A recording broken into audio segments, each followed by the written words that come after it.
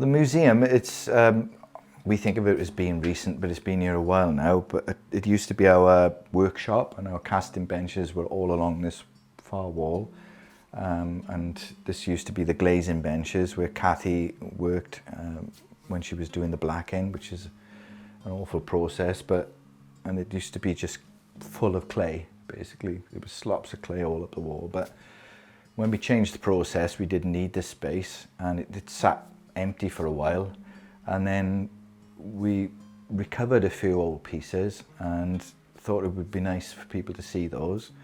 So we started thinking about this area as a museum.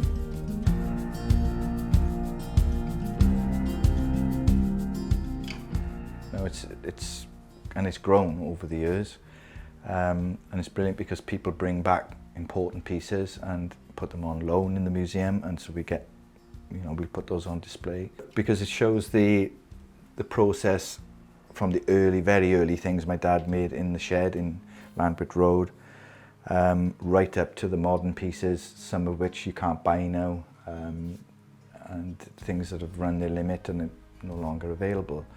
But we like to think it shows almost 60 years of how Groggs were made.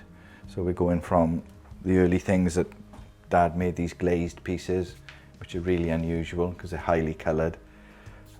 He made up in Lambert Road.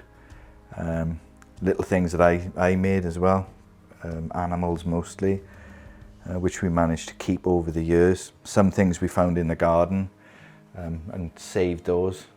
And then importantly, we bought these two pieces of Gareth and JPR, which my dad made in 1970, the first named players he ever made.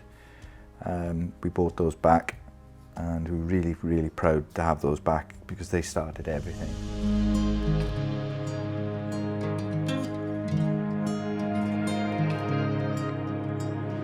And also things that I made when I was a child. I would make these for 50p a piece. Dad would sell them in the shop. They're celts. They're just little balls with faces on them, but they're supposed to be Celts, Welsh Celts, fighting Romans.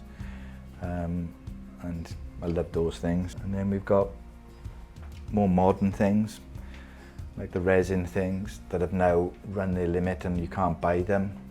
And sometimes we get given this collection of minis was donated to us by a friend of ours.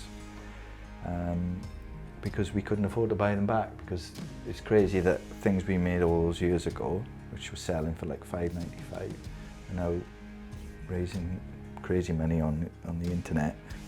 And then we've got things in this cabinet, for instance, which people don't get to see. This is stuff that I start, which I do a lot. I start a lot of things because I get an idea, try it, and then it doesn't work, or I get bored with it. But I fired them and put them in the museum so people could see that sometimes I don't get things right. Love to explain to people the process, how it's changed over the years, and from a personal point of view, I love the old stuff, but I love making new things, and I love being able to make what I want.